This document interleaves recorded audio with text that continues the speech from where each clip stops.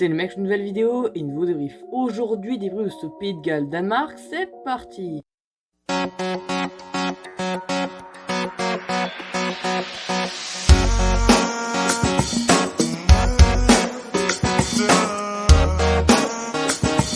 Et en effet les amis, huitième de finale, très homogène, voilà, les deux équipes pouvaient passer, les deux équipes ont fait de bonnes phases de groupe, enfin pour le Danemark c'est pas une super bonne phase de groupe, mais bon, en même temps c'était très compliqué pour eux avec, voilà, l'incident Eriksen qu'il y a eu, donc voilà, mais en tout cas le Danemark est bien là, et le Pays de Galles a fait une super phase de groupe, les gars d'ailleurs, on va faire un petit point prono de ce que j'avais prédit moi.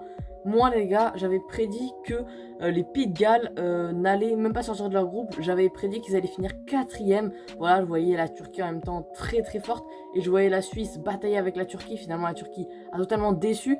Et la Suisse a été tenue en échec par le Pays de Galles. Du coup voilà. Par contre le Danemark, j'avais bien prédit qu'ils allaient sortir de son groupe en tant que deuxième.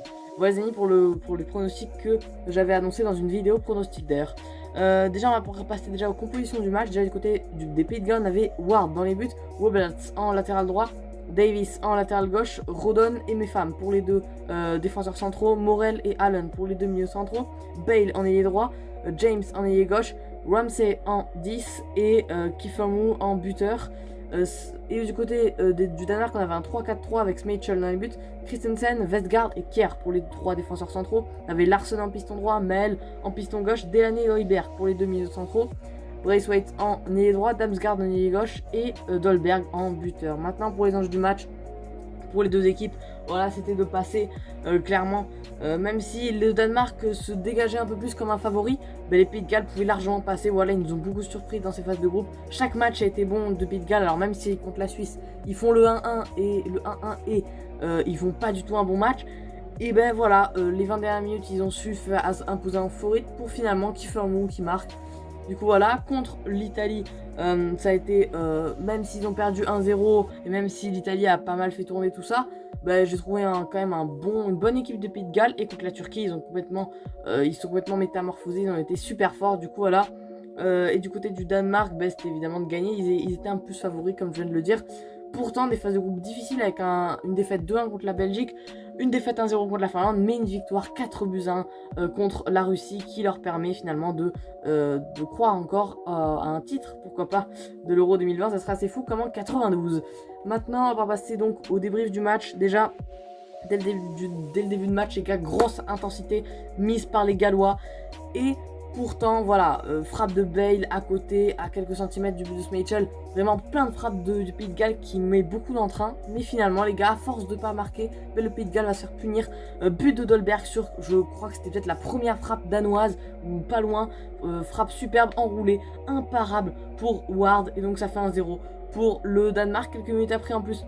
À partir de ce but de Dolberg, les gars, le Pays de Galles ne va plus du tout dominer et c'est le Danemark qui va prendre l'ascendant sur son adversaire. Frappe de Dolberg, mais finalement arrêté par Ward. Et juste avant la mi-temps, on va avoir également une nouvelle action pour le Danemark, frappe de Maël, mais finalement le joueur d'Atalanta Bergame tombe sur un bon Danny Ward. Et dès le retour des vestiaires, les gars, but de Dolberg une nouvelle fois.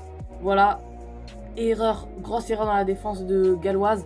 Parce qu'on a un très bon travail fait par Braithwaite sur le côté droit qui centre finalement. Et là c'est Neco Williams qui était entré à la place de Robert. D'ailleurs Robert s'est blessé, qui fait une grossière erreur. Il a remis pile dans l'axe, pile sur Kasper Dolberg. Kasper Dolberg n'a plus qu'à frapper, il frappe, il n'y a plus de défenseur et il marque. Ça fait donc 2-0, ils font le break, doublé de Kasper Dolberg. Quel match pour le renard des surfaces niçois. Même si les Pays de Galles vont essayer de réagir avec Allen, ça va être un peu compliqué. Maintenant on va passer donc au top et au flop de ce match. Déjà au niveau des tops, je mets l'homme du match, Kasper Dolberg, voilà, très très important, très très bon dans ce match j'ai trouvé. Du coup voilà, je le mets. Qui je pourrais mettre d'autres, dès l'année, j'ai trouvé pas mal également. Simon Kjær, patron. Maël également, j'ai trouvé pas mal. Et du côté des Pays de Galles, les gars, j'ai pas trouvé de joueurs incroyables. Il y a Bale qui a fait un bon premier quart d'heure, mais bon, ça suffit pas pour le mettre dans les tops, du coup, voilà. Au niveau des flops, Daniel James, les gars, on l'a pas trop vu. Ramsey, pareil. En plus, à un moment, il fait une grosse erreur au début du match. S'il voit justement Daniel James à gauche qui était tout seul, ça peut permettre au Pays de Galles de mener 1-0. Donc voilà, Ramsey non plus, j'ai pas trop aimé. Mais du coup, voilà, Bruni, c'est de la fin de cette vidéo. J'espère que vous aura plu. Et les gars, seule chose que je viens de vous dire, c'est salut.